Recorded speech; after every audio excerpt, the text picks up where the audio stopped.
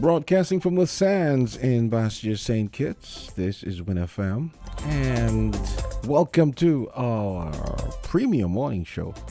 The nation's premium morning show, I gotta say. And we also simulcast on TVC Channel 40. And I'm sitting here with my girl Kortensia, Carty. What's up? Nothing much. Good morning to you. Good morning to the diaspora. Good morning to the Federation of St. Kitts and Nevis. And good morning to the region. To everyone that's tuning in. As James said, we are the premier morning show here. Welcome to our April 11th edition of Island Sea. And Jamster, to start it off light, I just saw registration for Sugar Mass 53 in April. Yeah, I was. They're serious. That kind of surprised me. That was a pleasant surprise. Very serious. So registration for Sugar Mass 53 services and events open, and it says preparations for Sugar Mass 53 are on the way. The St. Kitts Nevis National Carnival Committee launched its slogan competition in March, which closed on March 22nd. I didn't know about that. Maybe I could have win something. It closes when? Closed already. It closed on March 22nd. That's what I'm saying. Revelers are now anticipating the slogan reveal for the 2024-2025 Carnival season. So registration for Sugar Mass 53 services and events is also now open. Interested parties can register online at www.skincarnival.com. And it says for further information you can call 466-0058 or email info@skncarnival.com or visit the St. Kitts National Carnival Committee Secretariat in the E.C. Daniel Building on Keon Street. So very cool. Yeah, but Mass will run from December the 13th until January 2nd, 2025. And just like that, we will be entering into 2025. Yeah, well, it's good to see where we were getting things started early, like the other islands, because I started getting Antigua Carnival music in February. These people don't play. And then not to talk about Trinidad. The Trinidad music for 2025 starts coming in because of August. Oh, like this year, August? Yeah, they don't play. They mean business over there. They don't play. Oh. Meanwhile, St. Kitts music starts coming in January for the December before. I had to do that just to make the point that we were always late. It's getting better, right? Behind, yeah. It's getting better. It's getting better, but we're getting there. And on a solemn note to Jamster, we heard yesterday of the passing of Mr. Alonso Bridgewater. Oh, yeah, man. Yeah. Mm-hmm. Yeah, that. Yes. Very Good popular. morning to everybody. Morning, Azard. Condolences to the family and loved ones of Mr. Bridgewater. As you've indicated, he has passed. In fact, when I saw it, I was like, wow. Yeah. I heard someone saying that something about being sick, but I still didn't take it on because there are lots of Bridgewaters.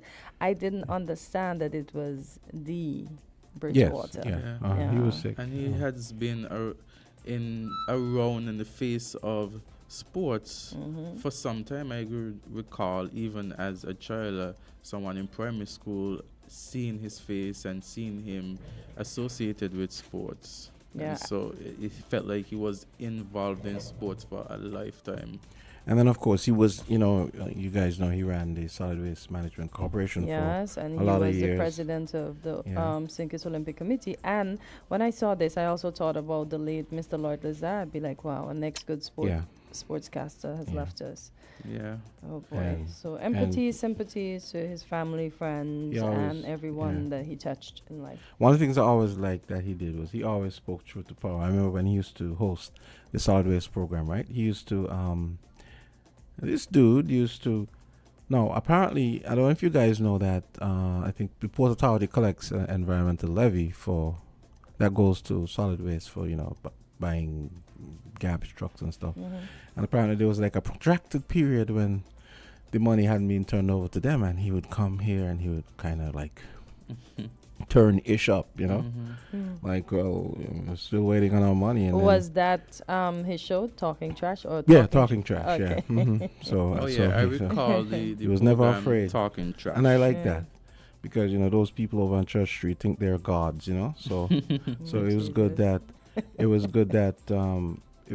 all the successful people who go to Church Street have this inflated sense of self, right? So Oh boy. and I fear Azard is heading there. But anyway, but we digress. We digress. Of course not. My intention is to be as humble as I am now. Okay. Azard, this is being recorded, right? Yeah. Okay. I'll go and I'm pull. aware. And Patches. no, because- Patches will go and pull this out. See, When he starts because misbehaving. when I look at politics and then I see how people pull out things, because look, Trump wasn't for that, and you see how they pull it out now that he is Yes. for it, and I'm like, oh my gosh, That's why people are not forgiving. They I- hold on to things. I am very cautious, especially we are on here every day. I'm very cautious as to What you say and You know what what's do. funny? What You know, it's funny. A friend of mine came to visit me yesterday, Yes. right? And when he came, CNN was on, and Trump, and the first thing he said when he came to the door was, "God, he's not dead yet. Oh Why my doesn't he?" God. No, he's not going anywhere anytime I soon. know. Yeah. But I have some news, Kay, that I think you'll like. I like, Yeah. and I think you'll like. AZ, on the other hand, won't know what we're talking about. But, What? So why? it's Marvel news. Marvel. Oh, Marvel, yeah. You're talking about movie, innit? yeah. Like- Ooh, Wow. ooh, he knows. Yeah, like So- you don't think that the AZ knows a little about the movie? I don't think so. Actually, I might hand you Legally Blonde, maybe a movie which is about law, like adjacently kind of thing. Yes, You know- I remember that. I boy. remember. You know, with See? You're not, Yeah. you're not Also, he you're actually not- knows that you're one. not Oh. Actually, my criminal lecturer, he was like, you guys should go and watch Legally Blonde. Really? Really? Okay. He was a character. He was a character at the UWI. He's no longer teaches there, Mhm. but I remember he was. I don't know. I think he was in something religious. I think he had a religious Mhm, position, mhm. but he used to smoke, and he had this. I think it was orange sports car that he would come in, and he's an elderly fellow, so Mhm. it was just all eyes on him when he comes in, and you don't know what he's going to say. Oh, boy. Yes. So Yeah. he thought us criminal. Sounds like my kind of guy. Yeah, because you won't So- expect that as it Yeah. said. Mm. elderly Okay, fella in so sports. Jonathan Majors, Mr. Kang the Conqueror, Yeah. and he was in the HBO series. What's that Mhm. HBO? Oh God. Yes. what's his name? Nah, I don't know about Anyway, that. I just know yeah, so with the anyway, wasp and that. Yeah, so he Mhm. has been sentenced to probation after he was found guilty of assaulting his ex-girlfriend, British choreographer Grace Jabari. The U.S. actor dropped by Marvel after his conviction must now complete a 52-week domestic violence intervention program. He avoided up to a year in jail after being convicted of third-degree assault and second-degree harassment last year. In a recent interview with ABC News, the actor said he was shocked at the guilty verdict, and he had a guilty verdict before, which made no sense because the evidence proved that he was trying to avoid Yeah. conflict with the Because lady. from what I saw, he was putting her back in the vehicle and Yeah. he was trying to run away, but Yes. she was following him. But I Yes. guess because he's bigger than her in a sense, that's why it became so big. But I'm thinking that's probably why he got probation, because they realized that, okay, maybe he had a past and maybe he's trying to change and he's trying to avoid situations. Okay. So I'm thinking but it's a pity that, He's been dropped. yeah, it's a pity that these corporations are so How I fickle look at America, right? and cowardly. Jamster, they build Yeah. you up and then they drag you Mhm. right down. Because Mhm. look, when Kobe got in that little incident, that probably wasn't even his fault. They took away everything from him. Look, the young lady that was running for Nike that got pregnant, and they were basically telling her, no, you can't get pregnant now. You have a contract. And then she had a C-section, even worse. Yeah. And then she built herself back up. She came back. And she has her own And- shoe company now. Exactly. Seish. And then Yeah. they tried to ask her back after they see that she was doing so well, and she was Oh, they like, tried to "No." ask her back? Yes. Oh, I didn't even And she hear was that, like, but see no, that I part. don't need y'all. And she's doing, as you Yeah, said, yeah. she's doing Mhm. her own thing, and her shoe company is Mhm. doing very well. But Mhm. that just goes to show you have to do right in America's eyesight all the time, Yeah. because as soon as you do one wrong, that's it. You're Like I gone. see Shakari has a lot of contracts now, and I pray that nothing But you comes up. and then you also recognize there are double standards for us versus them folks. Right? You know what I mean In by the them sense folks. of, Mm. in the sense of what? Well, they're harsher on us than they are on On themselves. The others. Yeah. Oh, okay, Mhm. I understand Yeah. now. Mhm. Yeah, I don't know if you and Azad watch Candace Owens, but you realize her and her friends had a fallout, and she's Yeah, she had a left the show? fallout, so she actually Wow. sounds like she could be in the runnings, which she'll ultimately lose, running for getting a black pass. You know, like a pass to the cookout. Almost. Because Because I now was her shocked. race doesn't really want her, because you see how Dr. Yeah. Umi and all the other black guys are speaking, because Yeah. I don't know, she said she stood up for what she believed in. She spoke out She wasn't against telling every, any. She wasn't telling any lies. That's the funny thing. But you know, yeah, the power structure, which Mhm. happens to be run by Jews, which they is don't sad. like the truth, and they fired her from the Daily Caller, Daily. and she went on Breakfast Club. You know that show. Yeah. And what I have a problem. Those guys didn't challenge her though. I think that they didn't challenge her because they were probably glad to get her and they wanted her to come back at some point. So probably when she goes back, she's gonna get But slaughtered. she doesn't back down from anything. She Yeah, I stands know, up to challenge. but I found they gave her a pass to talk a lot of Maybe crap. they and- were just Yeah. wanting, as you said, wanting to get the scoop, and they Mhm. just let her be. Mhm. So when she comes again, that's when they're gonna ask her. But didn't you They realize deal with her, this? yeah. Oh. You say deal with that. So Azad, what's on your mind? So, you know, I'm looking at this article and it says PM due to travel to Here we go. UAE to seek funding for geothermal power plant. These are issues that concern our country. Everything concerns our country. Yes, well, I don't know if what someone is wearing concerns our country in the States. You know what I Wearing? mean? When Yeah. are we talking about I'm someone just who's saying, wearing? You say everything concerns our country, Well, yeah. No, but that's Yeah. not that's to not- some that's degree not or true. other. But also, But it- there's some But things we- that but directly in the affect interest of our balance, country. yes, but in the interest of balance, we can't sound like a panel discussion or a legal, some kind of legal panel discussion all the time. Well, We we've need- had we 18 need minutes to here. sound- The program to didn't sound start balanced. at 8. no, we didn't. We didn't start at 8. We Okay. started around 8:10. We've had discussion on a number of Mhm. things already, so I don't see how it is a problem to discuss this now. No, I'm not saying it's a problem. Okay. I'm just teasing you. I But know, still, but I just but want it for the it's record nice to to be have said. balance, you know. And of course, life is yeah. all about balance, but I Yeah. have to let it be said that we You can know. talk all about other Because you know issues as well. sometimes I call you behind your back, Mr. All Work and No Play, meaning you know. Mhm. So I know. I'm just saying, you But- know. Hey guys, so Alrighty, we're let's talking get about to it. the geothermal power plant, right? And it says here, St. Nevis Prime Minister Dr. Terence Drew is set to travel internationally in the coming days to further discussions on funding for a renewable energy project and participate in two panels. Sorry. So the Prime Minister announced that he will be heading to the UAE to further talks with a group that is interested in providing funds for a geothermal power plant. Drew said this will be his third meeting with the group. Drew said that he will also meet with the royal family to discuss investment opportunities in St. Kitts and Nevis. This is a quote. And it says, I'm assuming from Dr. Drew, because at the end of it, he said. So it says here, quote, geothermal energy will also be at the center of our discussions. This holds great promise for our developing nation as a clean source of energy, which will help us to transform into a sustainable island state. End of quote. So after leaving the capital, Drew and his delegation will head to Dubai to participate in a panel on citizenship by investment programs. He said he will discuss how the country's lucrative program has been repositioned. The Prime Minister will leave the Middle East for Miami, where he will speak at the Concordia Americas Summit, which runs from April 22nd to 23rd. So, that is, so he's traveling to the UAE, and it's it's to seek funding for geothermal power plant, and after that, he is going to be heading to Dubai to participate in on a panel, Citizenship by Investment, and then he's going to Miami to speak to the Concordia American Summit. Do we know who the geothermal plant is for? Is it for Nevis or St. Kitts? Well, it's St. Kitts and Nevis. No, meaning where will it be built?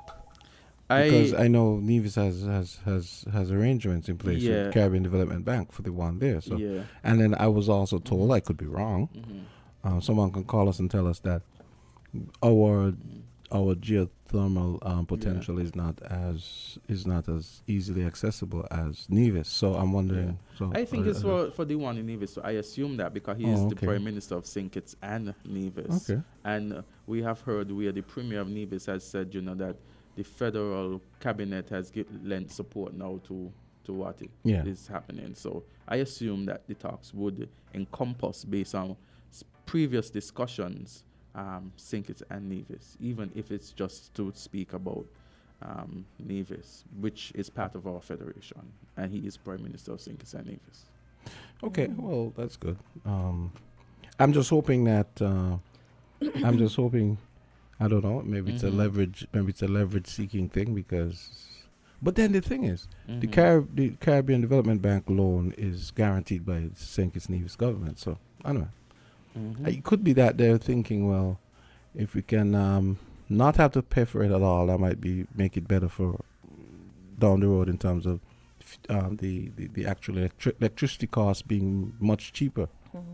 I don't know if that's what. And then if successful, we look at the fact that the CBI program has been under some scrutiny. We realize that it has been heavily criticized. We realize the moves by the larger countries, US, UK, and the like, in terms of their view on the citizenship by investment programs carried out by our countries.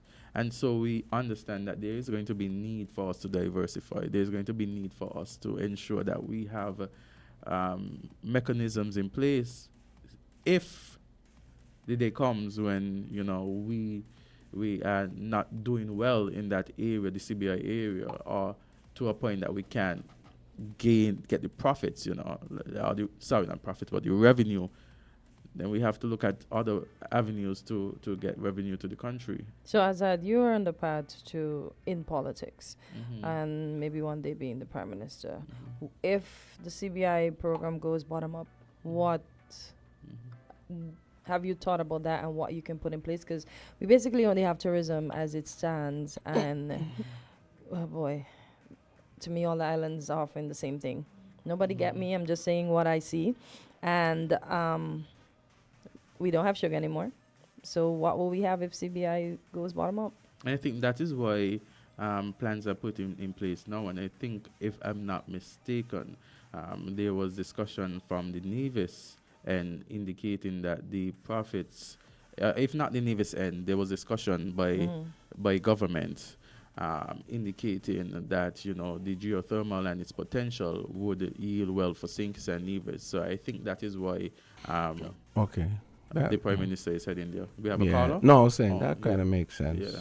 In terms of looking at... Just in case. Yeah, and diversifying. I know that there would have been talks about, geothermal and putting in place the necessary measures, because, you're going underground and there are some adverse effects to geothermal. Yeah.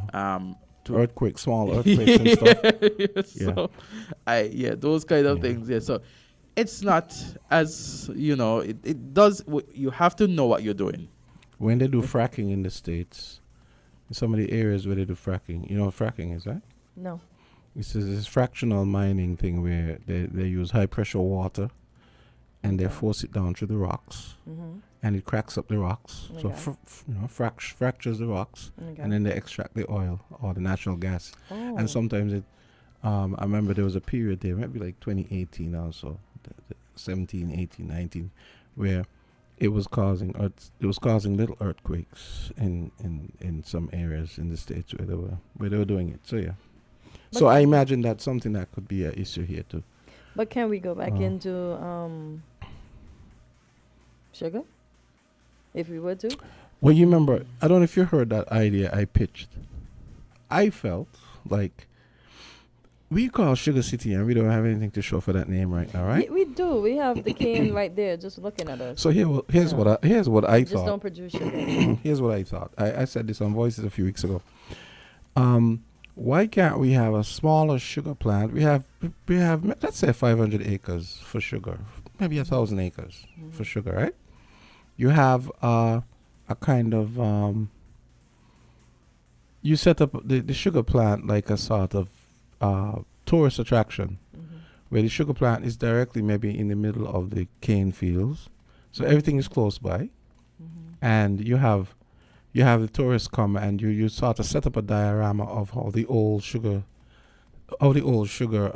thing worked, and then you tie it directly into the modern way it's being done. So, for example, so you have a new piece of equipment that does a particular thing, and you say, well, this is how you have it. Maybe you have like a diagram, and you say, well, in the old days they used to use, let's say, wind-driven things to turn that thing, blah blah blah. Windmills. Yeah, and then what happens is you can have a restaurant on site where people can they could, or like a gift shop. You call and you actually call the area Sugar City.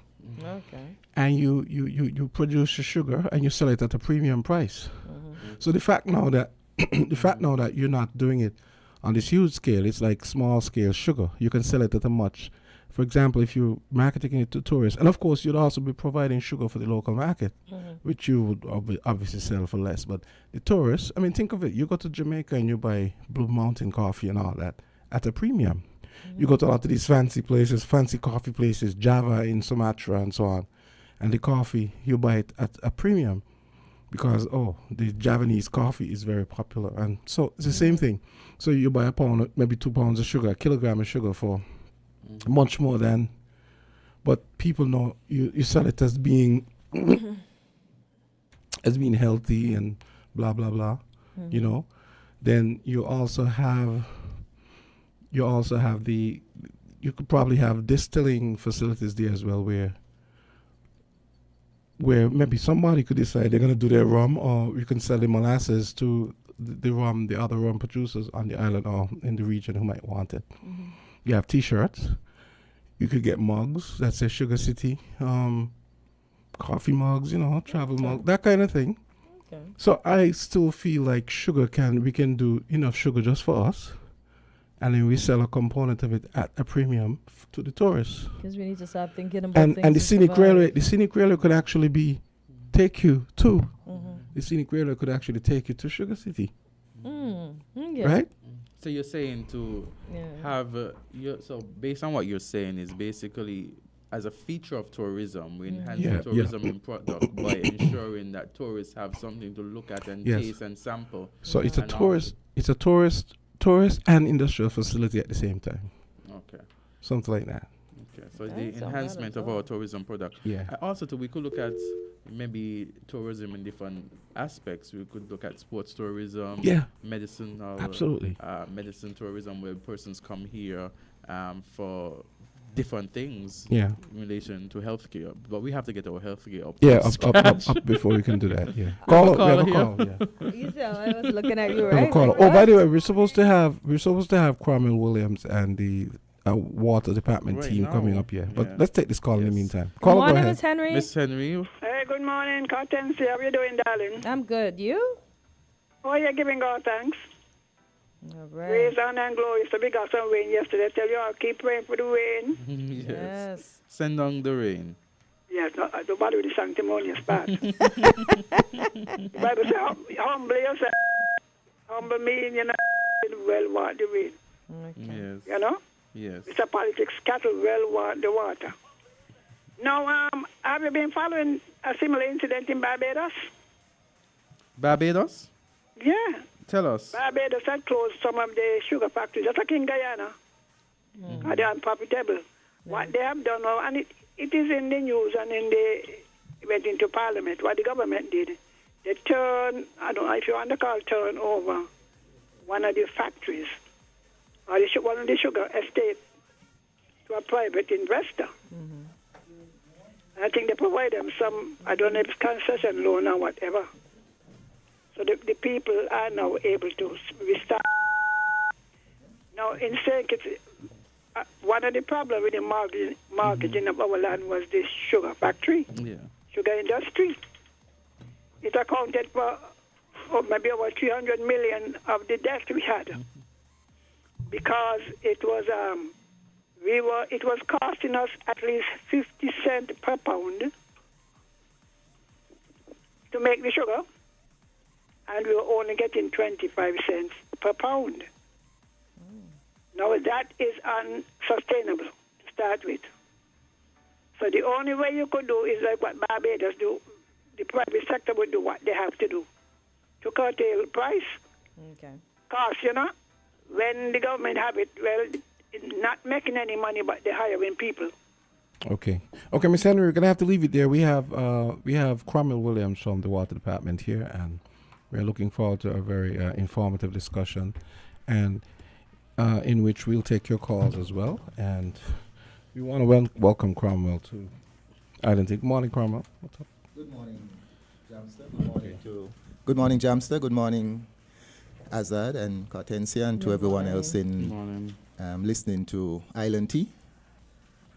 How are you doing this morning? I am doing excellent, thank you. Yes, and we know that the water situation, I say situation, has been in the media. Talk about the water, our supply and everything has been of great talk. In fact, we have been rationing water at various, throughout the whole country. In addition to that, we have had talks about wells and water being found, and persons are asking questions. They're asking questions as to the well that is being dug in Keyon. And if you listen to the popular shows, talk shows, persons have asked about the water quality as well. And there have been some allegations made that the water found is not suitable for consumption. So these are some of the concerns that are out there. And one more thing I want to add to that, Mr. Cromwell, before you begin. Is it true that there are 2 wells in Chadwell? So you can answer all of those questions. Yeah, we put you on the spot early. Welcome to the show, but we got to put you on the spot. Okay. Thank you very much to Win FM and for the opportunity to be here. One of my colleagues should be joining me shortly. No problem. Yes, so where do I start? Do I go directly to answer your question, or do I give an introduction? Well, you could start with an overview. Set a background, set an Okay. overview. Yeah, start with Or an do I just overview. jump in straight and answer? Well, I think persons, you've had opportunities to give overviews before, innit? We have you for 30 minutes. Okay. Let me see if I could answer your questions as directly as I can, and we will get to the other stuff as we go along. With regards to Shadwell, our contractor Bede would have drilled 2 wells in Shadwell. Correct. One is in operation. The other one has never been put in operation because the arsenic level, when we tested that one, was found to be above what is the permissible level. So that one was So there are never 2 wells. Yes, there are. One in operation. One is in operation. One is not, due Right. to the testing and the suitability Right. and So the the level other of one, arsenic. right. So the other one that is in operation because the arsenic level in that one is below World Health Guideline value, which I think is 10 parts per million in terms of concentration. Okay. So for water, there are different things that are in water, but there is a standard. The World Health Organization, for instance, in the US, they use their own. The Environmental Protection Agency, EPA, Yes. they have their own standard. And in Europe and other parts of the world, they all have their own standard. And what these standards say is that not that the content of, say, arsenic must be 0, but that it must not be above a certain value, whether it is 1 part per million or 10 part per million. Okay, so it's not that water is just, as it occurs in nature, is just H2O and nothing else in it. That is impossible. So it is H2O, water, the chemical constituents of water, hydrogen and oxygen. But water, as it exists in nature, has lots of things in it. But the health professionals, WHO, as I said, or so on, they set standards, levels that are safe for human health. And so that is why you have drinking water standards. So in the case of arsenic, as I said, it is 10 parts, is it per billion or per million? I think per million. But so every time we do a well, we drill a new well, we will run all the tests for the various key elements to make sure that they are within the permissible value. So in the case of Shadwell 1, the value was below 10, and so it is safe based on the How agreed often are standard. tests done? Because you could have a test now, Right. and then things happen after Right. that. Mhm. So how often are tests done to ensure that the quality is safe for consumption? Right. So in terms of things like chemical constituents like arsenic, whether it's manganese or calcium, sodium, those kind of things, those do not change overnight. So we don't need to test those weekly or monthly or even annually.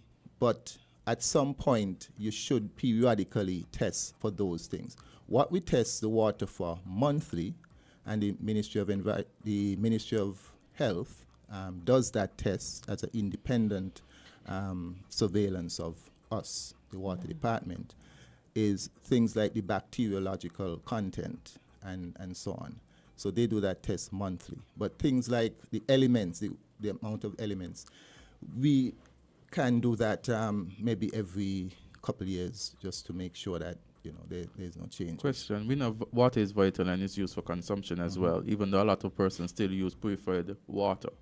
How safe are these reservoirs or these wells in terms of preventing human intervention, adverse human intervention?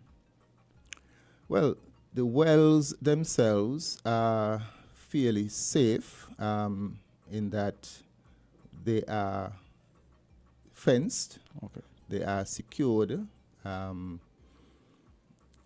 but I wouldn't say it's impossible for somebody to break into one of our facilities. However, because of the volume involved, as I said, everything is concentration, it's parts per million or parts per billion. So if you decide you're going to go and try to contaminate one of our sources, one of our wells or so on, it means you have to have a truckload of whatever you're going with, because it's a lot of water. It's not something like you have a 1,000-gallon tank home and you throw something in it or whatever, because you're talking about a continuous flow. Yes. 100,000-gallon reservoir, but every minute water is going through that, and so it's not easy. It would not be easy for someone to have enough of any chemical to contaminate a water source. So we also mentioned the BEAD project. Right. And mention has been made from the Prime Minister and even those who were in Parliament before about the construction of a well in the Cayon area. I think that information was given, and if not the Prime Minister, he would have said that they found water and stuff like that. With that being said, there are persons who are now questioning what is happening in relation to the fact that we are now in a worse situation than we were even before statements like that have been said. I mean, we are in a worse situation than before after statements like that have been said. And so what is the position we're in as it relates to be the construction of the well in Cayon, and why are we facing this challenge now given the statements that have been made? Okay, so with regards to the well in Cayon, the well is still being completed by the contractor, BEAD. So we thought that they should have been completed by now. It's almost completed, as persons passing by, driving by on the road would notice. The pipes have been connected and everything. However, before BEAD hands over the well to the government, they have to do some tests. Of course, quality tests and quantity tests. The quality tests were done, and the water meets World Health standards in terms of, as I outlined before, here is the maximum permissible limit when you test for the various things that are normally found in water, including arsenic. So, and these information, as far as I'm concerned, are not secretive information. I mean, I know that in St. Kitts we have recently, I think, passed a Freedom of Information Act. I mean, I think the public has a right to know, especially in the case of water where you are ingesting. It's a food we are producing. Yes. It's like the brewery. You buy a bottle of ting and you uncover it, you unstopper it, and you don't think, boy, should I really put this thing in my body? Is it safe? The same thing must be for water. When you open your tap and you catch a glass of water, you should say, well, wait, the water department says this is potable, mean drinkable. Yes. Can I drink this? And I say to people, yes, you can drink the water because the water is safe. We will not put water in our system that is not safe for public consumption. We, the 130 plus workers in the water department, we drink that water every day. Okay. At least I do. I don't know. So if we everyone are do. rationing water now. Why? How did we get here in terms of what has happened before water used to go off in certain areas? Now we see that more areas are affected. What is the result of this? A lot of people have put their thumb on their finger on the issue in that over time, St. Kitts has developed tremendously, and we did not keep a pace with the development of our water resources. That is the short answer. We did not keep a pace in terms of the rate at which we were developing additional sources of water, mainly wells. So when we talk about St. Kitts right now not having enough water to distribute, there's water scarcity, people need to understand what that means. We get a certain amount of rainfall. That a lot of that rain water goes into the ground. And so when it rains really heavy, intense, a lot of rain in a short time, the guts run, some of them. But outside of that, most of the year when it rains, a lot of that rain goes into the ground. And so we have a resource beneath our feet. It's like in some countries, you would go and you would see a large reservoir, storage dam. They might dam their river, or you might see rivers running like Dominica. In our case, it is there, but it is out of sight. It is on the ground. We have a lot of water in the ground that came from rainfall. It is an annually replenished resource. Every time it rains, it goes in. Before we started pumping out some of that, what happened is that eventually it will escape onto the sea. So there's still a lot of water that flows in the ground, it escapes onto the sea. Right now, we estimate that we are capturing through our wells about roughly 50% of that water. So there potentially is a lot of water still to be obtained by drilling new wells. So there's need for additional wells. That has been the strategy for the last decades. Unfortunately, there were some problems encountered along the way. If you go back to 2014, the government signed a contract with BEAD to develop our groundwater resources.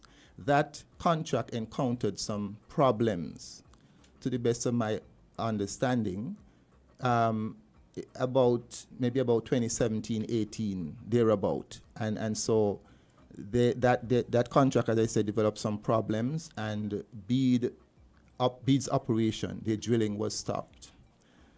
And so that set us back in terms of where we were supposed to be. If that had continued, I'm not saying there were not good reasons why it was stopped. I don't know. I was not in water department at that time. But I'm saying if we had continued on that trajectory, that is the same time when Shadwell 1 and Shadwell 2 were drilled, and there were some others that were planned, including the one at Keon. Yes. If we had continued on that trajectory, we would have been in a state now where we probably would not have water shortage or rationing. What factors determine where a well is put? There's a very comprehensive study that has to be done. The whole science of groundwater development, called hydrogeology, which is what I would have studied. I did a master's in England in 1998, 99. The government saw back then how important our future is going to be dependent on our groundwater resources. And so I was afforded the opportunity to study. I've come back and I've been able to put a lot of what I've learned into practice with the help of my colleagues, persons like Malcolm Herbert, who have now joined us, Yes, welcome, who has been in the department for over 30 years. And there were others before. And so we work as a team, but right now we have to engage experts, other experts, to assist us in identifying where are the best areas to drill. And it uses high-tech, very high technology. For instance, we are planning in the coming months. Matter of fact, if things goes as planned next month, May, where we will have a company that will come in and they will use a helicopter and the instruments, there are certain instruments that will be attached to that helicopter. And they would be able to, as it were, just like when you take an X-ray of the human body, they will be taking a geophysical survey of the island. They'll do it for St. Kitts and Nevis, and it will go down to about 1,000 feet. And from that, they will be able to construct maps that will give us a picture of up to 1,000 feet also into the earth.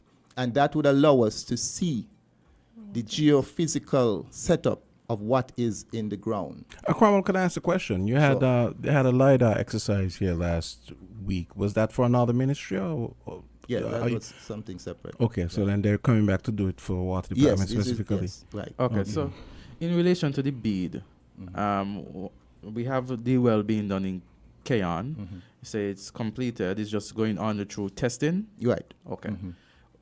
If it gets all the green lights, how would that affect us now in terms of we've been rationing? How would that affect the rationing in your perspective? So it depends on the volume, the sustainable volume that we're able to get from that well.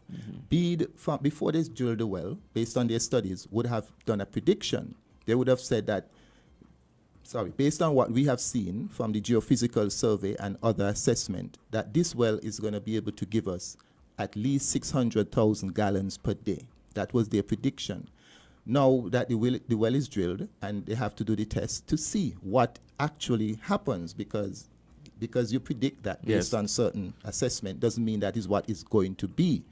So if it turns out to be that 600,000 gallons per day or more, they said it could be even up to 1 million gallons per day. But the test will confirm. Once it is within that range, that means that is much more water than Keon can consume. Okay. And so that water would be able to serve not only Keon, but surrounding communities. Okay. Currently, there are a number of wells. Which well in which location serves the greatest number of persons? The wells in Bastia, some of which were developed as far back as the 1970s, some in the 1980s, and even after that. Well, they are the largest wells, and they serve the largest area, naturally.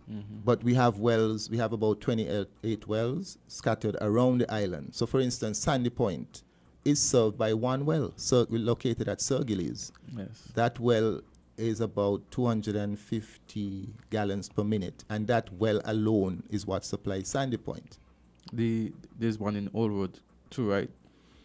There's one in Old Road, but we're not using it at the moment. But Old Road, you would know, is where the Wingfield source is, which is our largest surface source. So places like Old Road normally would not have challenges for water. Yeah, because I realized they're not on the list after a while. On the list, you right. So between Old Road go down to Sandy Point, you would notice that area. Most persons in that area tend to have a 24/7 supply because of the Wingfield River and so on. Question: given the topography and let's say the geological profile of St. Kitts, how do you guys determine where might be likely areas to drill for water? And are you looking at any other areas at the moment? Right. So anyway in St. Kitts you drill, you will find water. But it depends on the rock structure that you encounter when you hit the water table. And so that is why we try to get an idea as to the profile in that area, because the profile changes from area to area. Either you have sandy type rock soil or you have hard The granite volcanic rock and stuff. type. So naturally, water will flow easier through a loose, sandy, porous material than it would through a hard material, unless that hard material has certain cracks and fissures. So it comes down to the geology. Okay. Okay. You mentioned that you test the water quality of the well in Keon. Yes. Was that done by the Bureau of Standards here in St. Kitts, the testing? Not as yet. Not as yet. No. But the ones in Shadwell were done by the Bureau of Standards? I think so. Yeah. Okay, I have a question here. We had a commentator last week. He floated the idea of the fact that water is heavily subsidized, and given all the challenges you guys have at the moment, if you guys are even considering maybe perhaps raising the water rate to at least to offset more of the cost, even if it's not going to offset all of the cost. Meaning, you think if it's something that might be considered at some point.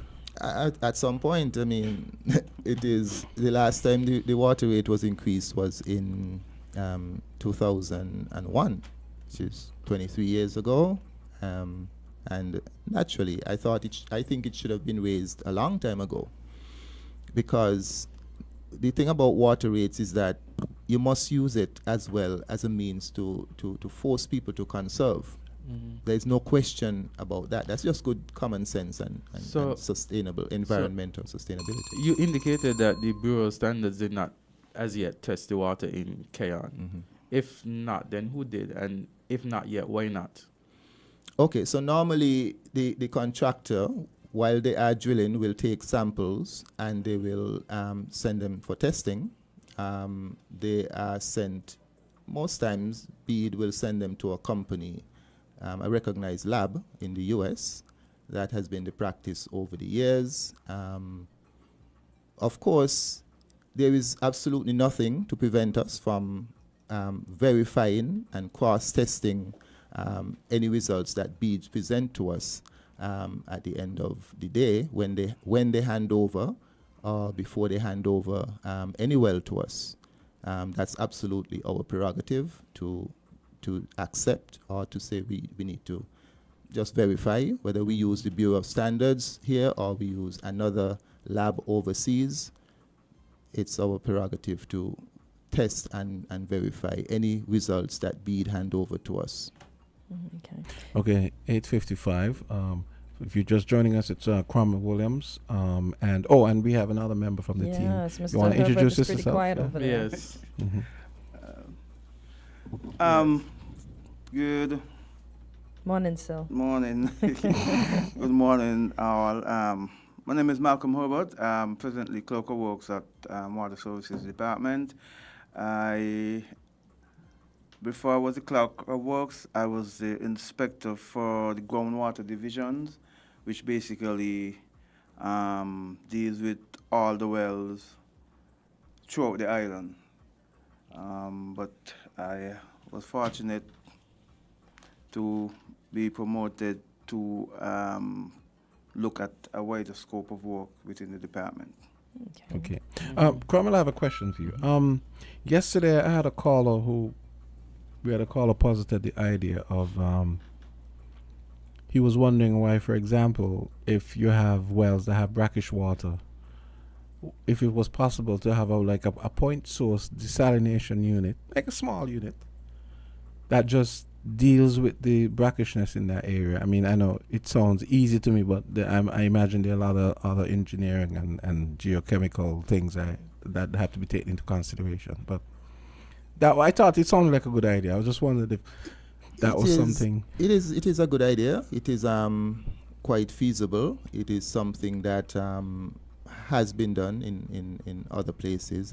In fact, in Nevis, I know some years ago, they got a fairly good size well, and I think it had a lot of manganese, or it was beyond the permissible level for manganese, and they brought in a plant. They have set up a plant that removes the manganese from the water, at least down to below the maximum permissible level. We can do the same for the Shadwell well, which has arsenic. However, we thought that before we go to that process, that option, let us see if we can make an adjustment in the well itself, because of the way the well is constructed. A well is constructed in general. There are different layers from which you pull the water. So if you can make an adjustment where you can close off a particular layer where we think the arsenic is, and make some slots to allow more water to come in from other layers, then we thought, okay, we might not get the original full capacity of the well, but at least we won't have to deal with the cumbersome process of treatment at the surface if we can make that adjustment in the way the well itself is constructed.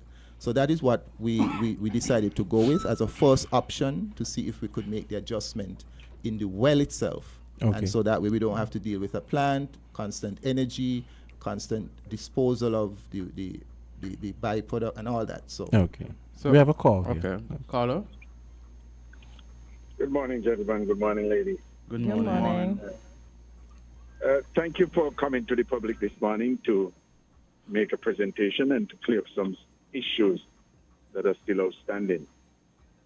And also, I appreciate the fact that you made a statement that the public should have proper information as to what is happening with the water system of which they consume. The wording that you used, I think I could quote you that the rate of the water should have been raised already. That I think that you should leave where it is. The reason why water and electricity is in the position and in the hands of the government is to make sure that the cost or the price will be manageable for those who really can't afford. As to keep in touch with the making sure that the wastage don't happen, put out an education system with like the traffic department or other department that use the radio and information, because education solves best rather than penalty of people's pocket. The other thing is that I can tell you that in the hotel system, they have what you call sewage plant, and they have standby pumps that keep those sewage plants going, because you cannot make excuse to guests and say, our sewage shut down, so you cannot use the toilet. I recognize that the other day we had a shut off of water in Keon. I'm aware that water comes mostly from Lodge. I'm not sure if there's a standby pump beside the one that is pumping from Lodge to Keon. If not, I think that you should try and make yourself look good by having pump standby rather than somebody have to wait 24 hours to regain water connection. Well, at least you're trying, and thank you very much for your service. But I think if you're doing good, you can do better than what we are doing. Thank you very much and have a good day.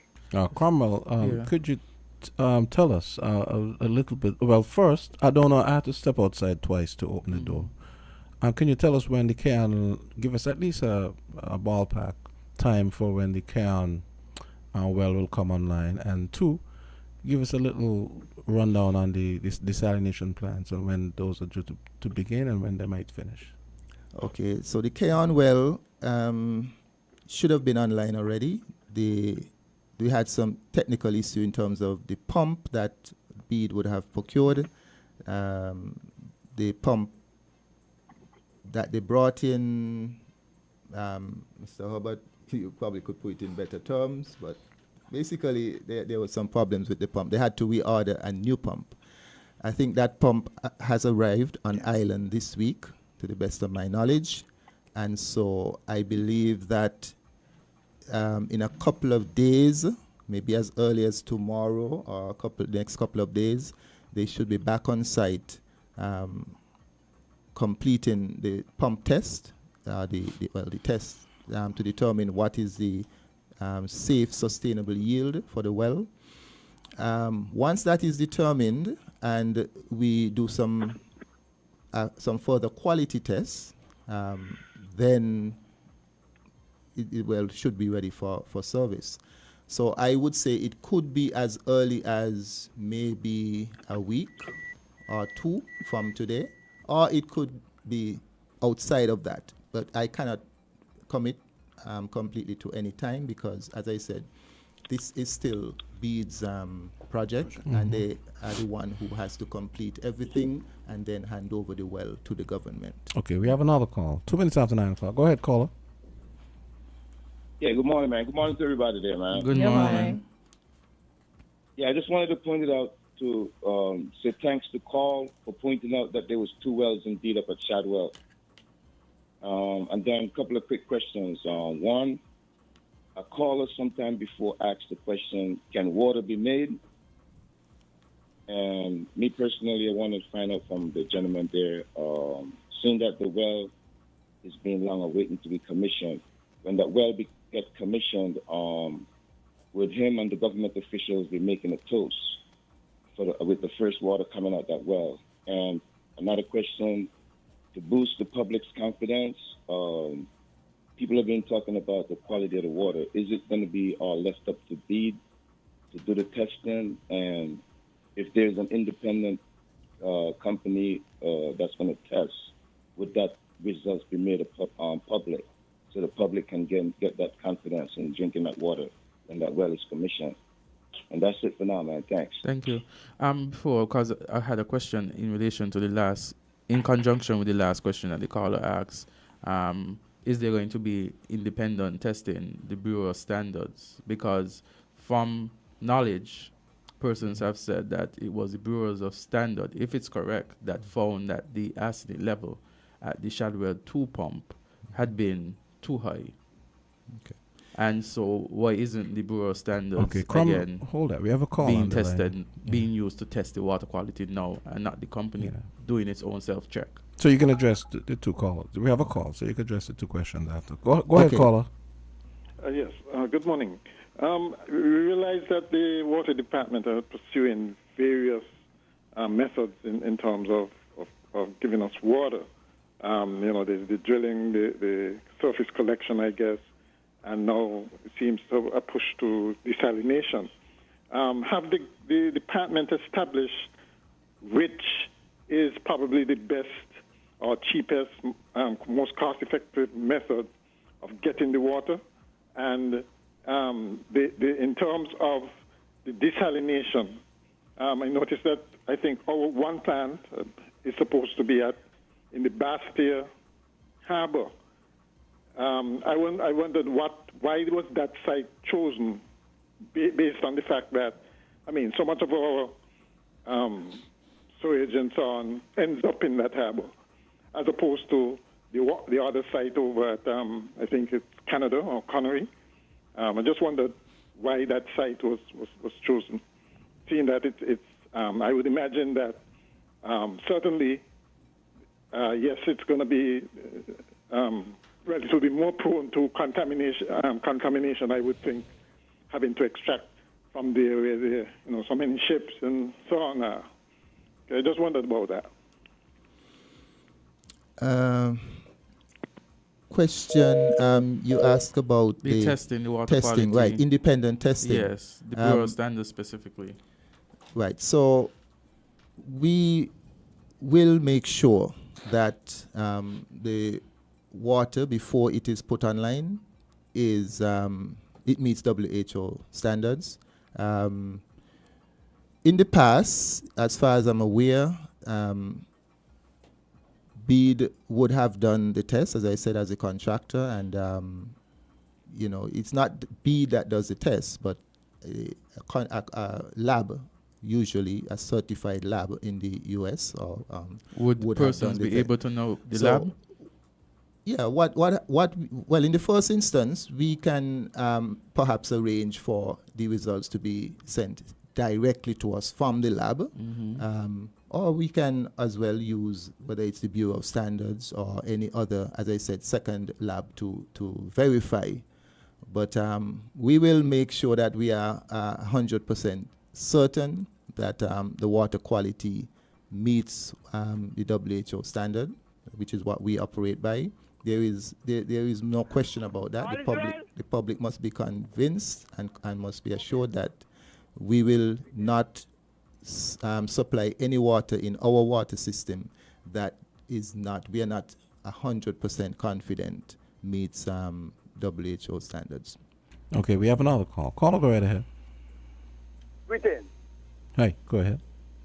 Okay, we always ask questions about the water that's used to out fire.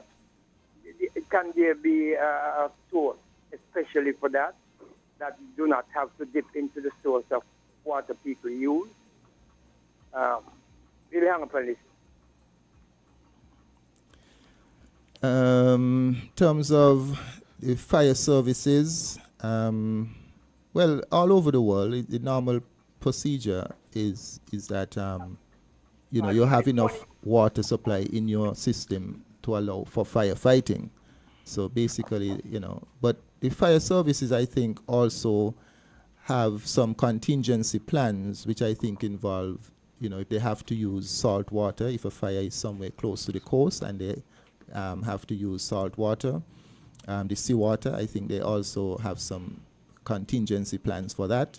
But the normal procedure is that our system have the fire hydrants, and in the case of a fire, they use the water from our system to battle the fire. Okay. So we have with us Mr. Cromwell Williams, and you have been, and Mr. Herbert as well. You have been in the hot seat, and I mean, when it comes to water, we know water is important, water is essential, and for water consumption, it's also, especially potable water, it's very necessary that persons feel satisfied and comfortable that the quality of water that they're going to intake is one that meets the standards necessary for consumption, human consumption. And so if some of the questions will geared towards that, is to ensure that the water that is going to be taken from Keon and be given to residents we have a call. would be safe for that. Caller, go right ahead. Yeah, hi, good morning. Cromwell. Morning. Greetings, my brother. At one time, the ratio of surface water to well water was 2 to 1, 2/3 to 1/3. And then I think it changed around, 2/3 well, 1/3 surface. What is the current ratio of water with respect to surface and well? And at one time, NCPA did indicate that there was a sensitive contour above which animals must not be grazed.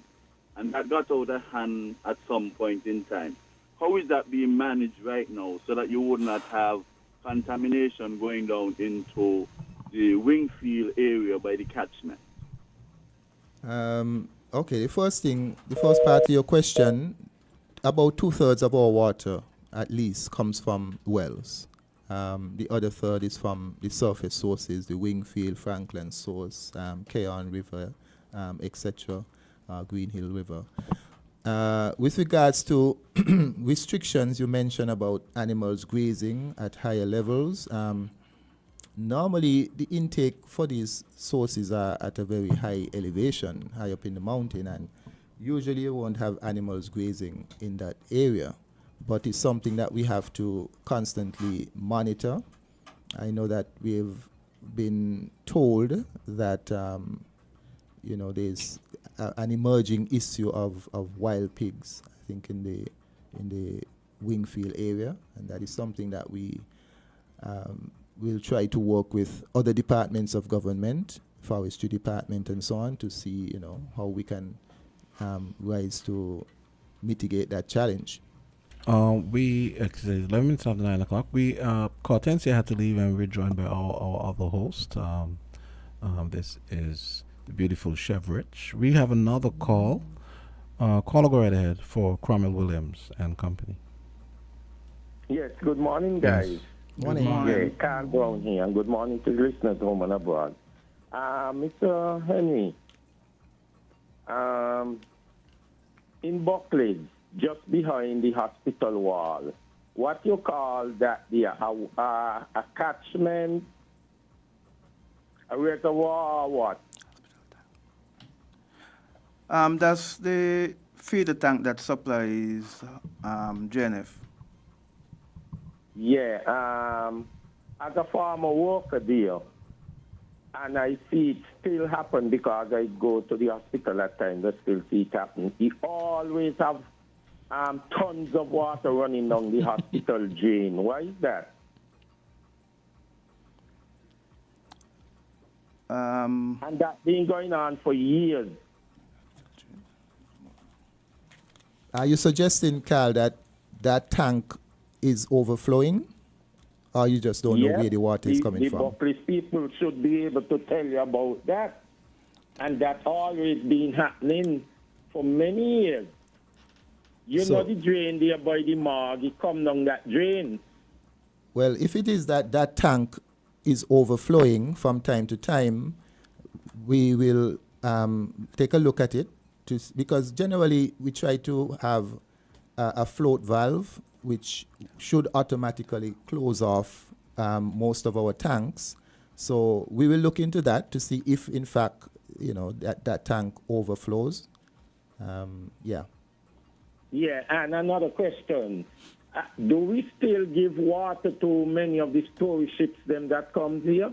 No, we don't give water. We have stopped giving water to cruise ships for many years now. Many years now. We have stopped giving water to cruise ship ever since we recognized that we just didn't have enough for our consumption in terms of our population. Because I always used to suggest that to them that, I mean, some sort of negotiation could happen where you stop that, especially in the drought time. All right. Last thing. I always give the suggestion, and I always hear that the department is thinking about it. When we have the rainy season and we have those guts running for days, some of them run for a week and two. They always said yes, but the action now, do the department ever thought about chopping millions of gallons of that gut water and pumping it? Probably dish it out to the farmers nearby those guts. The main lots of that water could be chopped and could be pumped.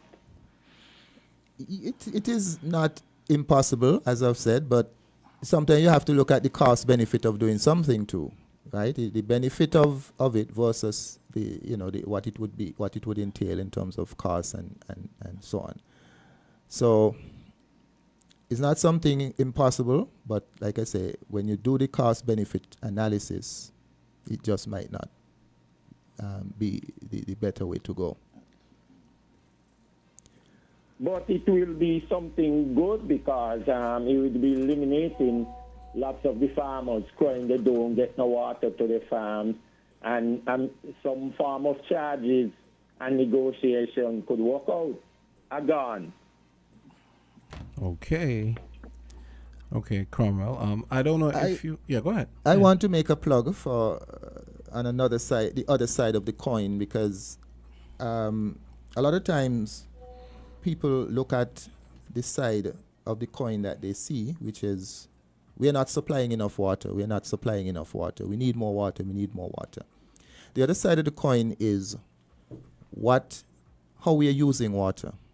How are we using water? We are producing quite a bit of water in St. Kitts, 5 million gallons per day on average, which for a population of 40,000 persons, that's about 125 gallons per person per day. As I said, if you take out what's going to the commercial sector, and if you take out what naturally would be losses, you still have a lot of water, maybe about 75 or so gallons per person per day. Now, persons need to really start taking stock in saying, how are we using water? It is half of the solution. Half of the solution, yes, the government is aware and is pushing diligently We must drill new wells. We must build desalination plants to augment our supply. But traditionally in St. Kitts, we have been accustomed of using water as if it can end. And some people actually make that statement. Oh, St. Kitts should never have a water problem. We have enough rain. We have endless water. Back then, when in the 70s and before that and so on, when persons had pit latrine, and now if a family, an average family then, now that family has a house with maybe 4 bedrooms or 3 bedrooms and maybe 3 or 2 toilets. And so while our population have not increased tremendously, our standard of living has increased tremendously, and hence our dependence and usage of water has increased tremendously. What has happened, what is happening to us though, is that a lot of households have losses. A lot of that is toilets. Some is actually bad plumbing. But because we have meters and we read those meters monthly, we have the information. We know, we see it every month. There are hundreds of customers out there, households, who have leaks. And enough is not being done to address that. And so you have a household that should be using 5,000 gallons of water per month because there may be 4 or 5 persons living in that house. But guess what? Instead of using 5,000 gallons, they're using 20 and 30 and 40,000 gallons and more. So you have a lot of households out there that are using up to 5-10 times. So you're using your neighbor's water. And that is the elephant in the room. It is the elephant in the room in that we have not been looking at how are we using the water that we already have. We're just focusing on, well, we don't have enough water. That means water department is not producing enough water. We're not producing enough water. But at least 30% or so of our water that we push out in our system is going down people's toilets, and it cannot be sustainable if we continue. May I ask a question though? I'm glad you brought up the toilet issue. Now, when water shuts off, right?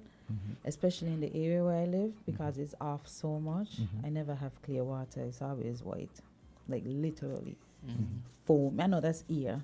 Okay. So what happens is though, sometimes when it comes back, it's like that's my alarm clock, because you hear the toilet going boom, boom, boom. Don't even try to flush it. So sometimes, and then it leaks. So I have in my business place and at home, my toilets are now leaking because of the pressure when it comes back, right? I have to turn off the pipe to my washing machine. I basically have to turn off everything. Sometimes the machine moves. It's just crazy. So I've had, even in the past, like my mom had a terrible leak that she got, and we constantly have to be buying toilet pads, right? So sometimes in order to alleviate the pressure on the toilet, you have to turn on the sink for some of that to come out. So I think sometimes too, it's not that people are deliberately just flushing it down, but these are some of the issues that I know that we face. And other, like, people complain about the fridge, who have, like, you know, the ice thing and stuff. So it does take a toll on our appliances as well, eh? So just putting that out there so you guys know. Cromwell, one question, and I know this came up last week. I don't know if it was directly your department, but someone was talking about the fact. I mean, I go jogging through the national park over there, Nizamas, and it's gross. I mean, old mattresses, all these appliances with like computer monitors with all these heavy metals in them, and people are just dumping this stuff in their construction waste. I think I asked you this the last time. I know you guys do testing. I remember Miss Haley had said that you guys do testing for those kinds of things and that the numbers are. But are there any plans for maybe cleanup and some kind of policing of areas like that, especially a big aquifer area like that over there? That's a challenge. We will have to engage other partners, Solid Waste. I saw Solid Waste did a video promotion just about a week or so ago. appealing to the public how important it is not to do just what you mentioned in terms of indiscriminate dumping of waste in that area. We have to engage all sources, the police, we have to do something, because we cannot allow persons to not only endanger this present generation, but you're endangering the future of the next generations who, this source has been identified and being developed since in the 70s. We have wells out there that we are pumping, as I said before, since in the 1970s, over 50 years now. We have some of those wells over there in the Ponds Needmos area, or what we call the Bastia Aquifer, that have been operational 50 years. And they should be continued to be available for our children for the next 50 years and more. But there will be consequences if people continue to decide over there is better served as a dump rather than as a water source. Absolutely. Let's take our last call. Caller, go ahead. You had something to say? You were saying? Yeah, I was saying that. I'm glad you mentioned. I'm glad you mentioned that, because hang on a bit. Let him finish his point. For us in water department, and especially in the groundwater divisions that basically deals directly with the wells, there are times when after 4, after 5, we drive in along the road and we see a pickup or a truck swing through there.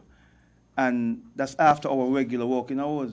And we turn around and we swing through there behind them and trail them. And when they recognize we behind them, they just drive around and then comes out. So I said that to say the public also has to assist us in keeping that precious resource safe. We need the assistance of the public. When you see something like that, say something, take a picture, because that's what we do. And when we get it, we forward it on to the competent authority. Caller, go ahead. Yes, I think Cromwell did an excellent job this morning, and it could have been better. Cromwell's appearance on Win FM this morning, Island T, was highly anticipated. But I find somehow that you all have bullied him. And it is very unfortunate. When you have a guest, you're supposed to massage that guest and make him comfortable. Before he could finish answering questions, persons are interrupting with another question. Whatever agenda it is, I do not know. But the mark I give to this program this morning is about a 50%. It could have been much better. The guy is well resourced. I know him inside out. As a matter of fact, he was a student of mine. And we should have been massaging him and affording him comfort to say what he has to say. And it's very unfortunate. And I just swear that the next time he comes on, because not much person like him in government going to come to take these questions. And we have to treat people with a little bit more respect and care, and not to bully them to push an agenda or some kind of ulterior motive. It is very, very unfortunate. He didn't get to answer some of the questions in its entirety because we're just bullying the gentleman. I know he's intelligent enough, very high mental acuity, but then you can't perform as you should be performing when you have people bullying you because some kind of ulterior motive is hidden between there. Cromwell, I'm happy that you spoke about leakage and wastage. And I want you to put it on the table that government property and the staff are at the highest part of wastage and leakage. And they should be more accountable to make a concerted effort to mitigate. You have a high wastage and leakage within the government, and only when things spiral out of control, they call the water department and the appropriate authorities to come and address them. I want you to talk to that. Government is high on the ranking of wastage and leakage when it comes to water. Thank you. Okay. Comrade, I thank you, caller, for that contribution that you have given. I wasn't of the opinion that you felt uncomfortable in this seat at all. In fact, I thought you handled yourself well with the questions being asked, and you seem very comfortable. I don't know if the caller didn't look at the video. You know, we're streaming live, and you didn't seem uncomfortable in your countenance at all. I came here prepared to answer hard questions, and the public has a right to know everything. Water is peculiar in that it is a food. Mhm. Well, for those who You're choose to, right, it is a food. choose to Yes. drink from the tap, Yes. we're not saying you have to. It's your choice. Yes. I was with a friend recently who came in from the US, and she said, "I don't put no bottled water in front of me. I want my water from the tap." And she got her water from the tap, and she said, "This water is lovely."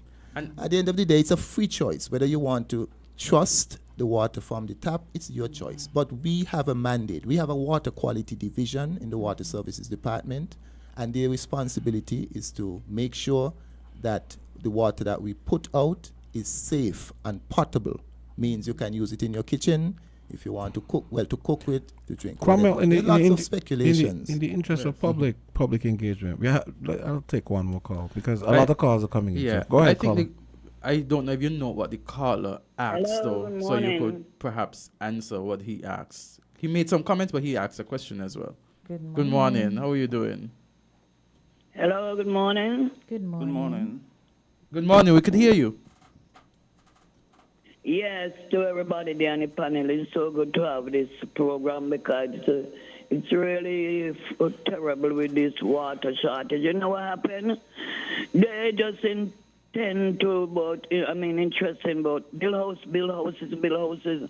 No one did go and put a law and say, put a cistern on your landing or nothing, on your foundation. I have a big land in here, no water under it. 'Cause if I define that, if that was out there, I would have to put it into my plan, and nothing did happen. You're the water, may I ask you all a question, 'cause I saw it happening, If you hear water, you're supposed to have a power hose and washing down cars, washing down the wheel. I saw it happening around me here, I don't know why. And when I talk, they're younger than me, I speak to them, they're laughing. There's nothing to laugh about because the water is very essential. And as you were saying, the lady said that she liked the water from the tap. I like it too. I used to buy water a couple years ago. In 2017, I done with that. I started to drink the water right from my pipe, and nothing to me. Nothing doing me. I am okay. I'm not getting a gripe from it. I don't even smell the chlorine, but they say chlorine, a little chlorine still in it. So I think the water coming straight is good. I bathe with it, I drink, I cook with it, and it's okay. But put a warning out, they tell the young people them stop power hose the cars. Because one day we ain't gonna water all it begin from Africa, If anybody don't watch YouTube and all them, they cite the last year before. There's a place in Uganda, some about was one country, now it's splitting because of water. The place drying. Nobody go away far out there, yeah, they go. But they go to TikTok and get some kind of jokey thing and so. But if you all go on it today and research, you will see a problem there, and it's showing you how the country is splitting into, like we think it's a neighbors together, and it just splitting gradually. So thank you for the water thing this morning. And yes, people don't go around, you don't got a lot of a leakage through. When I pass the city, I'm not sleeping. You know what one be? Oh, let me tell you, right across around me here. On the second road, when you come up to Buckley's housing development, by the roundabout on the second street, you come across there's about 3-4 houses from me. There's a seeping thing, and I want to know you live there as an owner, you ain't see the pipe seeping. Yeah, seeping away, coming down on your left-hand side. Please, you all come check it and see if it's still seeping, and then look at it. Yeah, that's all I have to say. Thank you so much for calling in. There's a question here, and they said, would the electricity power grid accommodate the additional load to turn on pumps 24/7? Yes. Okay. Yes. Water department is, if not the largest, one of the largest users of electricity in St. Kitts. Each pump uses a lot of electricity. And as I said, we have over 20, about 28 or so. Yes. So we are one of the largest users of electricity. And that is another thing that people need to consider, why they should use less water, because when you tell me you use water, you're using electricity. And electricity is not cheap. Another question was, maybe you're not the person who could give the answer to this, but maybe you still could have some idea, because Public Works, the person is asking, does the smart homes have water cisterns? My understanding is that they are supposed to they will have cisterns. Okay. With regards to the whole issue of cisterns, sorry,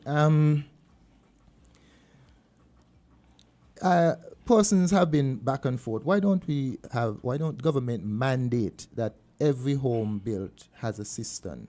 Now, there are some parts of St. Kitts where that is the law. In Frigate Bay, for instance, when Frigate Bay development was started in the 70s, that was put into the regulation. So every house in Frigate Bay, you cannot get your plan approved unless it shows that you have a cistern as part of the house. In other areas, it was put as part of the covenant, and likewise, you must show that on your plan before you get your plan approved. However, the government, in terms of the rest of the population, the general population, where the government does its own housing developments, that was never mandated. Perhaps we have come to the time and the stage where we need to maybe cross that threshold and make that decision. But in the meantime, the government doesn't always have to mandate someone to do something that you see or think will be beneficial for you. For instance, you might or might not fence your yard because you might figure, I want to keep my property safe. Should I fence or should I not fence? Right now, the advice from the department is that if you have your own storage, you can secure your reliability, your own reliability and regularity of your supply, because we know right now in most areas we don't have 24 hours supply. So if you have a tank, it will balance out your supply during the time when water is interrupted, whether it is for some hours or it is for a day also. So I have a question here, and this actually, I'm going to ask a question and then I have a follow-up question.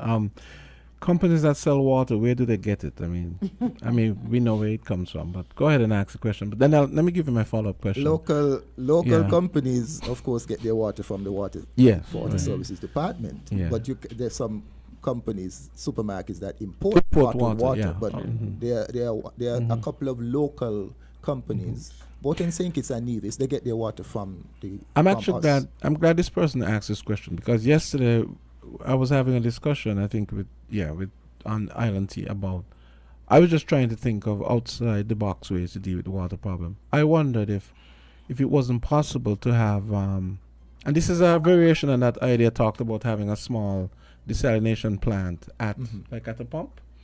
I was saying, just like Marriott has that small pump over there to address their facility, why can't, for example, there be a pump at, say, a small desalination plant, like a small one at, say, the village for the brewery, for example, just for argument's sake, and maybe other key areas where you think, okay, let's take that load off the municipal water, and let them. Is there any kind of scope? Are those the kind of things that can happen? Of course, the desalination plant. Or the bottling water, the people who bottle the water, right. For example. So Park Hyatt, when they were doing their development, recognized that there might be some challenges in terms of water department being able to supply them with a regular supply. So they went ahead and built their own desalination plant. Marriott had done that 20 years before. Those are the only two. Well, when they were considering the La Valley development, they had installed a desalination plant down there, but we know that development didn't pan out. you can have, in other words, you can have a small desalination plant that can supply a couple of homes, or you can have a slightly larger one to supply a facility, whether it's like a hospital or a school, hotel, a hotel, plant, whatever. Or you can have a bigger plant, like the one we're going to be doing in Bastia, which is 2 million gallons per day, which will supply, almost about half of Bastia's supply or demand. So yes, in the future, in time to come, we're going to have desalination plants scattered around the island, or we might decide, you know what, it's better, rather than have one for St. Paul's, one for Sadler's, let's put one big one to supply that area. So it all depends on the combination of the distribution system, as well as how we optimize the distribution system in terms of where we place supply sources, desalination plants. But okay. Yeah. Okay, 9:37. Cromwell Williams, your water engineer. Sorry, just to go back to a question sure. someone had asked earlier about the siting of the desalination plant in Bastia, as opposed to whether or not we should go in Canada. So I don't believe in hiding information from persons, from the public. The public has a right to know. The desalination plant, originally we were contemplating putting it at Canada, which is on the Atlantic side. One of the challenges we know we would have had is frequent blockage of the intake structures because of the sargassum sea problem that we have, sargassum weed. That is one of the big problems that the Marriott desal plant faces. So very often you have to send down divers to clear the intake structures and so on. So that is one of the challenges with the Atlantic. So we moved it to Bastia because it's now on the Caribbean side, where you would not have that problem nearly as much. We recognize one of the unfortunate challenges potentially is that, yes, it is in a commercial area close to the port. However, based on where we intake the water from, the intake structures are well below the surface. I think it's about, if the depth of the water there is about 20 feet at least, and the intake pipes are embedded, anchored just about maybe 6 feet off the seabed. So you have about 14 feet of water above the pipes. Based on that, it is very unlikely that seeing on the surface, I mean, if you have small traces of oil and so on in the water, so those normally tend to float beyond the surface. So because of the depth of the intake structures, it is unlikely that they would be that kind of intrusion, those kind of water. But apart from that, a desal plant takes everything out of the water. It gives you, in the first instance, H2O, hydrogen and oxygen. It gives you pure water. It takes out everything. So, and then we add back a bit of calcium and so on, because you don't want to give people just pure water. Nope. So you add back a bit, but it will take out everything. The filters, the pressure at which the water is pressurized in a desalination plant, it takes out all the salt and everything else. I asked about that question. What about if there's hydrocarbons, like oils and so on? It takes out everything. It strips out everything from the water. And then at the end of the process, as I said, they will add back a bit of certain minerals. Correct. This might be a little esoteric. So that is why I think that it is safe to place it in that area. Of course, we are currently undertaking the environmental impact assessment, which will look at the risks and so on, and how we might mitigate against those risks. Okay. What happens to the salt? I know they have these ponds where the salt that's extracted. You just what do you do with it? Right. So we will have a direct outfall of the brine. That's the concentrated salt, because it's about 50%. If you take in a million gallons, Half of that will become potable fresh water, but the other half will be the concentrated brine. That will be put back out into the sea. I know persons have asked that question. What impact will that have on the sea, on living creatures in the sea and so on? There's a diffusion process that the outfall pipe has. So it's not just you're pouring it all out at the end of the pipe. It is diffused via holes over the length, a good length of the pipe. So that allows for mixing back into the sea. The sea is very salt. A plant of this size will have minimal impact over time. I mean, these are things that we have to do. We have to have desalination. We don't have much of a choice.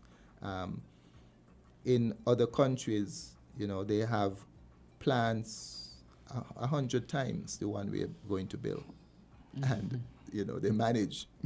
Speaking of which, I know I heard Connors talk about the mitigating some, because we know desalination plants use a lot of power, and I know he talked about putting some of that load on the solar grid. How is that?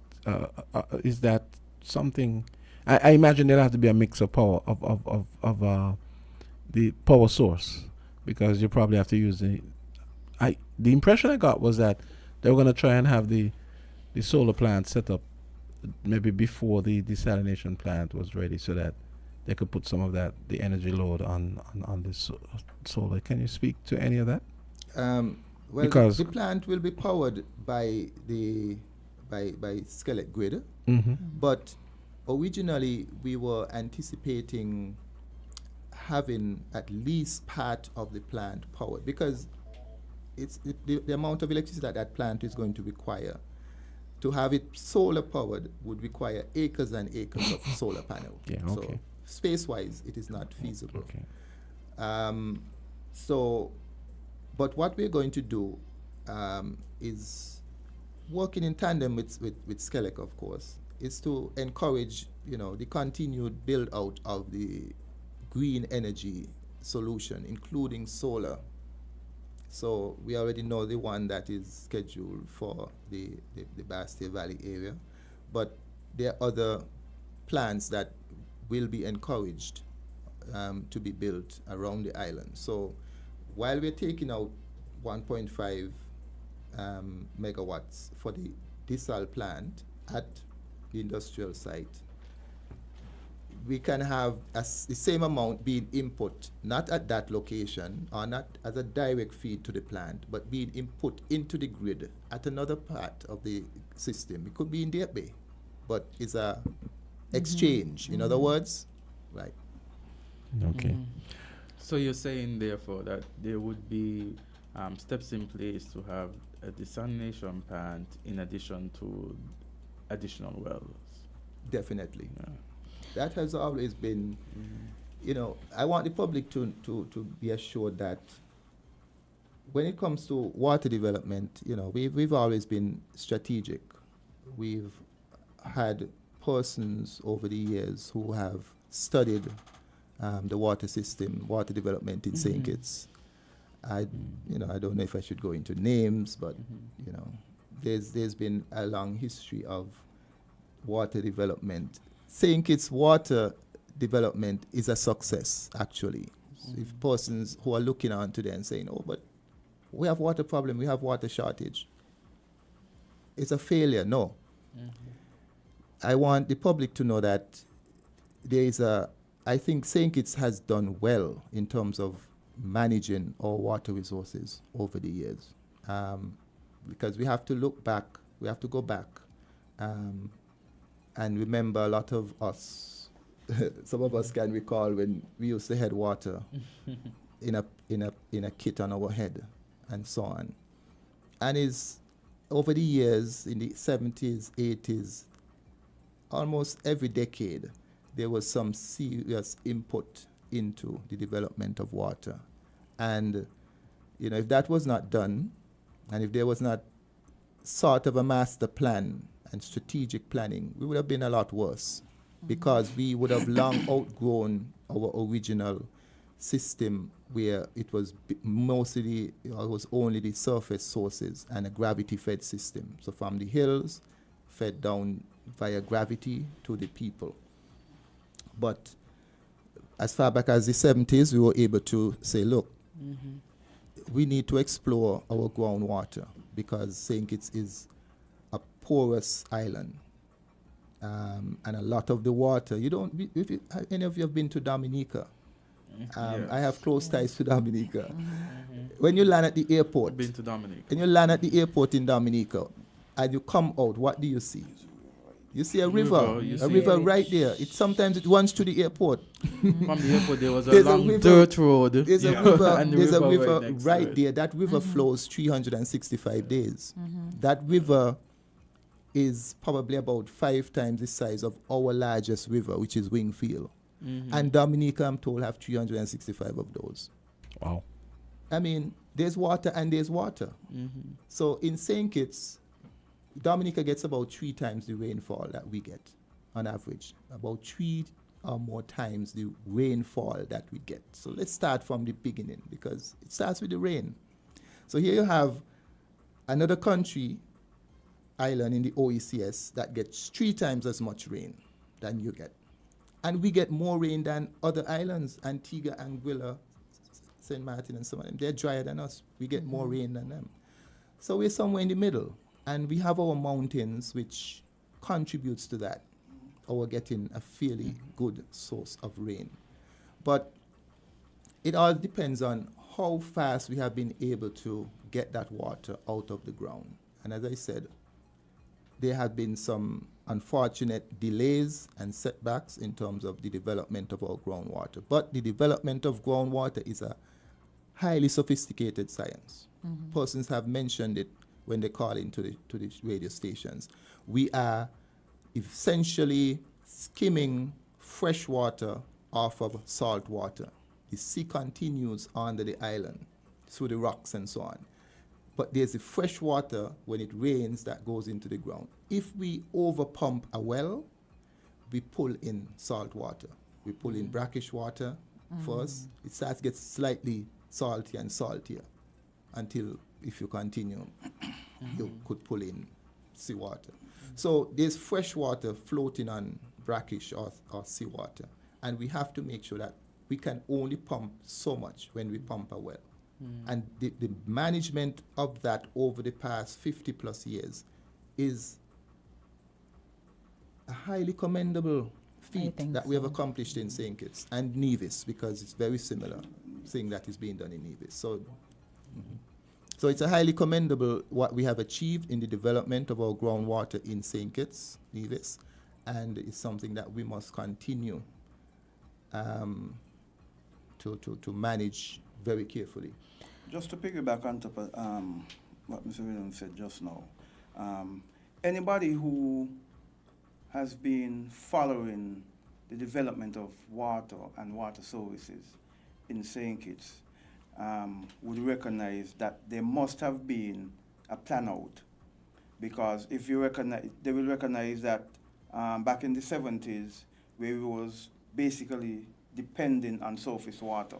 Come along into the 80s, where you start to see the slight change, where we start to have groundwater offsetting what the surface water can't. And then in the 90s, the 2000s, you realize that the groundwater now is basically our main supply, with the surface water offsetting. Mr. Williams, over the years I know him, has been always saying that desalination is lasting, because one has to look at the expense of desalination and in one hand, and keeping water affordable for the public to use. So throughout Bastille, I think we reached that crucial point where we can no longer drill no more wells in Bastille to get water. So in Bastille now, we have to turn to desal. But like from Keon traveling via Saddlers, Old Road traveling via Sunny Point, those areas we can still go. and drill and get good wells to supply those areas, because we have not developed those areas as we did for Bastille. So it's not a single line of attack, but it's a comprehensive line of attack. We are looking. Also, a lot of folks will be talking and saying, why don't we do this to rainwater and do that? As I said before, in terms of the pollution in the Basse Valley and other places, if the public has to help us for us to help them. Simple means rainwater harvesting. They can get systems, small containers set up, rain come, they catch water off of the roof, you have the supply. In reference to your comment about the issue with your toilets and all that, one might not recognize, just by simply setting up a black tank, you can offset the pressure that comes into your house, because you have that black tank open all the time. So instead all that pressure coming into your house, most of the pressure released in the tank, and that's just pure water you have inside there. See, I learned something Saving this your saving your toilets and different things inside your house. But So you would need a pump, right? yeah. Well, it depends. If you're Well, if just you set it on the top of your yeah, house, if you're but just if you looking set it just at to ground get surface. water or some kind of water for the short time, sometimes when water go, and you can't afford the pump, you could elevate it somewhat, and the pressure will not be that great, but you will have water in your system. But if you want the pressure that you get from the government supply, then you will have to incorporate a pump within the whole setup. So, like I said, if the public help us in doing what we do best, we can in turn help them and help the country, because when one has to give great recommend to government's past and government future in not carrying up the price of water that often, because just for one single well, you have pumps, you have motors, you have pipelines, you have valves, and all those things cost money. You also have to pay the technicians, the laborers, you have to pay fuel to take the materials and the workers. So it's It should be a collaborative Yes. effort between the citizens. But you see what you told me just now, perhaps there can be some sort of, not just that you come on the radio now and again, which is good, right? But some sort of area in the department where say, okay, I'm having this problem, I can go. And again, the people who you meet to the front, they need to be educated very well, because a lot of time you go to seek information and that first person you meet turn you off, they have no answers, they don't know what's going on. So I would suggest that, people have access to persons who know what they're talking about, who can make these suggestions, because that suggestion was really good. So if there's an area or department that can be included in this, where persons can go and learn these things or even call and get assistance. I want to set up this thing, I don't know anything about it. Is there somebody in water department that can assist me? Or to all the listeners out there, this is another great opportunity for entrepreneurship. Out of every problem, you can make money.